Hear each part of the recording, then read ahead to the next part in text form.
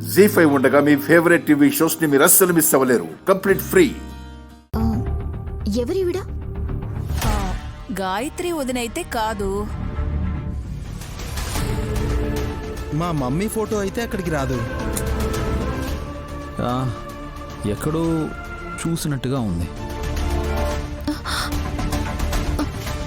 తనెవరో కాదు బాబు గారు, పెద్ద బొట్టమ్మ.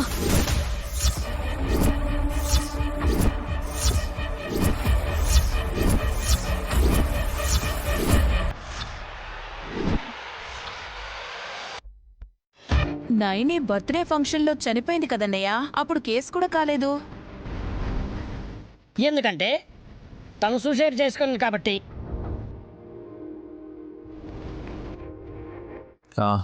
నానా, ఈ కేసు ఎలా అయింది? ఏం జరిగింది?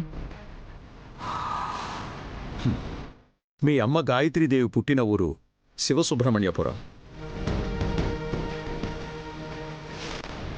వాళ్ళ నాన్న పుండరీనాథం గారు ఆ ఊళ్ళో రావి చెట్టు కింద నాగుల పుట్ట వెలసిందని నాగలక్ష్మి అమ్మవారి గుడి కట్టించడానికి ఆ రోజుల్లోనే 20 లక్షలు ఇచ్చారు.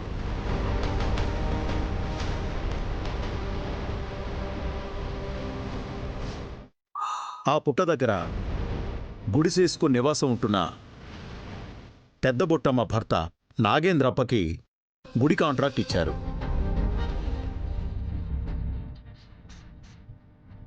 అది కొందరికి నచ్చలేదు.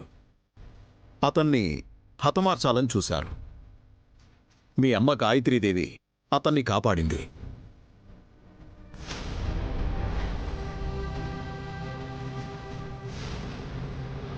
గుడి కట్టించి కార్తీక మాసంలో విశేష పూజలు చేస్తారన్నప్పుడు పెద్ద బొట్టమ్మ నాగేంద్రప్ప ఇద్దరు ఊళ్ళో కనిపించకుండా పోయారు.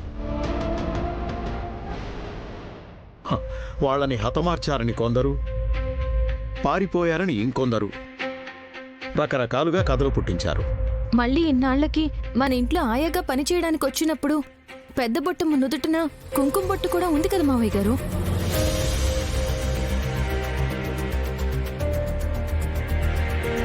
అంటే వాళ్ళ ఆయన కూడా బతికే ఉన్నాడని అర్థం కదా నాన్న?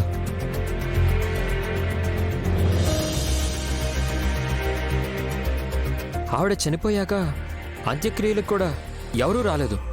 పిల్లలున్నా కూడా వచ్చేవాళ్ళు కదా బ్రో. పెద్దక్క కోసం కంపెనీకి రాలేదా బావగారు? ఆ ఫోటోతో పాటు ఇంగ్లీష్లో ఏదో రాసున్నారు కదన్నయ్య, మిస్సింగ్ కేసు గురించేనా? కాదు. అసలు విషయం ఏంటంటే పెద్ద బొట్టమ్మ తన భర్త నాగేంద్రప్ప వాళ్ళిద్దరూ అసలు మనుషులు కారు. మనుషులు కాదంటే సర్పాలు. సర్పాలు సర్పాలు సర్పాలు.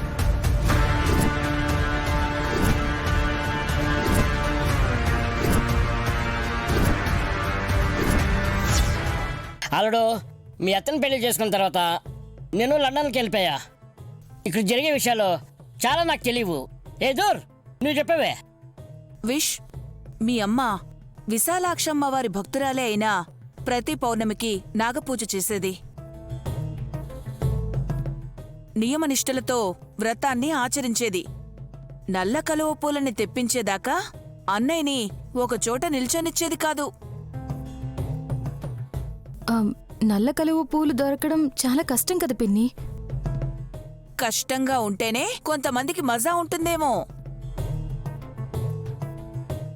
లేదత్తయ్య, పౌర్ణమికి నల్ల కలువ పూలకి ఏదో సంబంధం ఉంటుంది.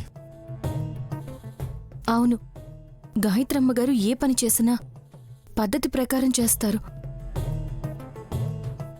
నైనమ్మా, నీకు విషయం తెలుసా? ఇది ఎంతవరకు నిజమా కానీ నేను విన్నది చెప్తున్నాను. చెప్పండి బాబాయ్. గాయత్రక్క పాములతో మాట్లాడేదంట. మీరు మరీ విచిత్రంగా చెప్తున్నారు. ఇందులో వింతేముందే? నైని నాగయ్య చెప్తే ఆ పాము చెప్పిన మాట వినట్లేదా? అది అంతేనేమో.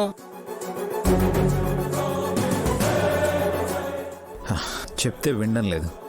విని తిరిగి బదులు ఇవ్వడం వేరు కదా మావయ్య. ఏమో, ప్రశ్నిస్తే జవాబు ఇచ్చుండొచ్చుగా అల్లుడు.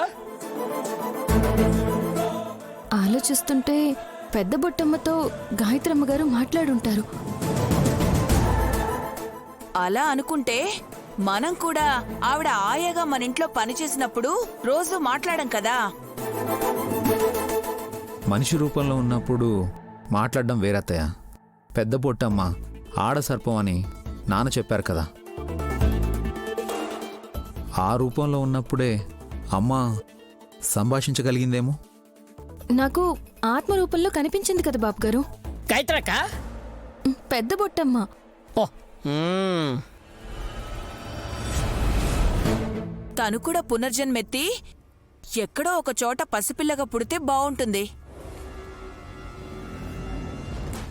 అవునమ్మా, లేదంటే ఏ పాము ఎప్పుడొస్తుందో ఎక్కడ దొరుకుతుందో భయంతో చచ్చిపోతున్నాను.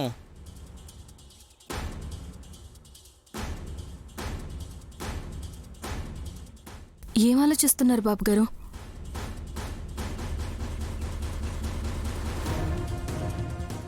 నైని, నీకు పెద్ద బొట్టమ్మ కనిపించింది అన్నావు కదా, ఆవిడెలా ఉంది? ఇంతకు ముందు ఎలా ఉందో అలానే ఉంది బాబు గారు. బాగా గుర్తు తెచ్చుకో.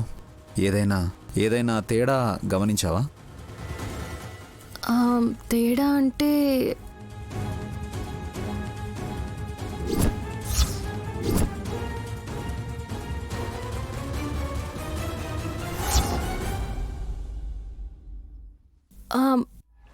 గుర్తొచ్చింది బాబు గారు.